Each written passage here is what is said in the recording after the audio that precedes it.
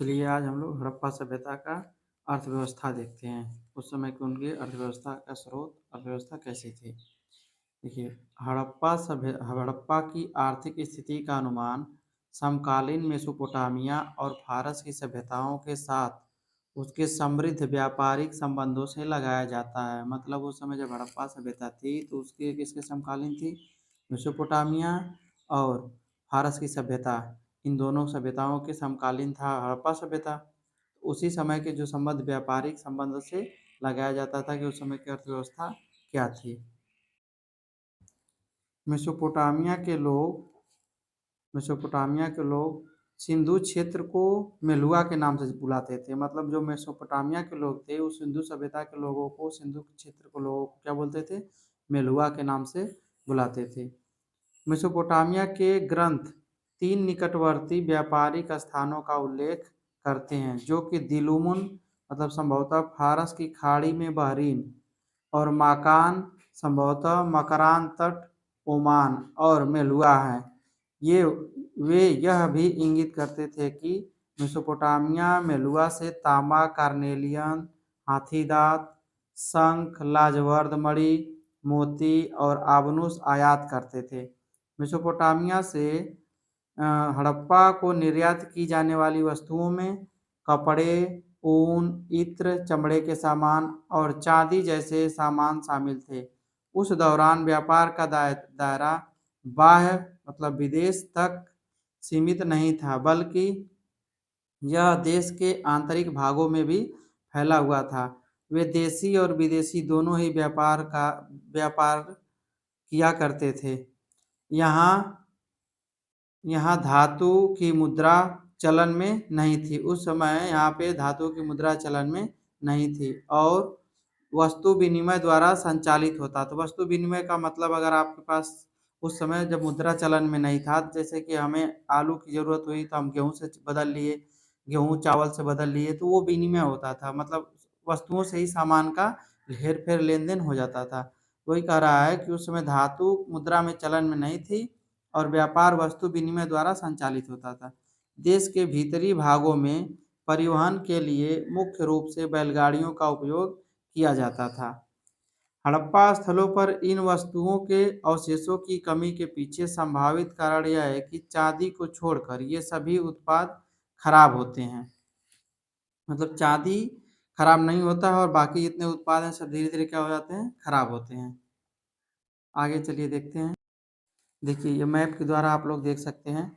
यहाँ पे है, देखिए, दिलुमुन मतलब बहरीन, ठीक है। यहाँ पे आपका दिया है अन्नार और ये वाला आपका है मेसोपोटामिया सिविलाइजेशन। यहाँ पे देखिए Harappa civilisation, Indus civilisation, Mohenjodaro civilisation और यहाँ पे धोलीवीरा लोथल।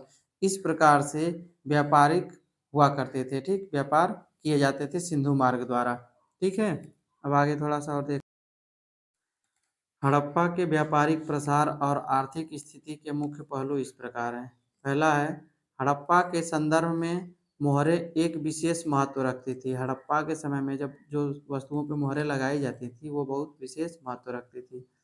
हर व्यापारी के पास संभवतः एक मोहर होती थी जिस पर प्रतीक चिन्ह होता था। अक्सर यह एक ओर धार्मिक चरित्र व नाम व दूसरी ओर उसका संक्षिप्त विवरण होता था।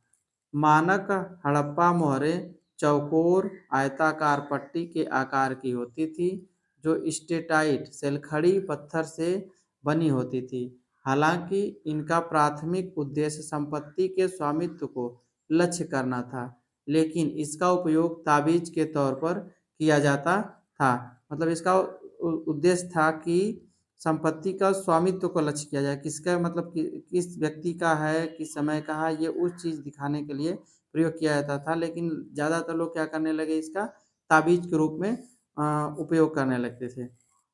भी है, मेसोपोटामिया के नगरों जैसे सूसा और उर से हड़प्पा की मोहरें प्राप्त हुई हैं। निपुर से एक मोहर प्राप्त हुई और जिस पर हड़प्पा की लिपि है और एक गैंडे का चित्र है। हाल ही में फारस की खाड़ी में कुछ प्राचीन उत्खनन स्थलों से जैसे फैलका और बहरीन से भी हड़प्पा की मोहरें मिली हैं। मोहनजोदड़ो से मेसोपोटामिया की तरह 3 बेलनाकार मोहरें प्राप्त हुई हैं। यह उनके बीच व्यापारिक संबंधों को रेखांकित करता है। मतलब अगर मेसोपोटामिया में हड़प्पा की जो मोहरें मिल रही हैं, इसका यही मतलब निकलता है कि वहाँ तक ये सामान जाता था, व्यापार होता था तभी पहुँचा। ठीक है। सी है, लोथल में एक बटन मोहर मिली। चौंदड़ो और लोथल में मनके बनाने के कारखाने थे। इन कारखानों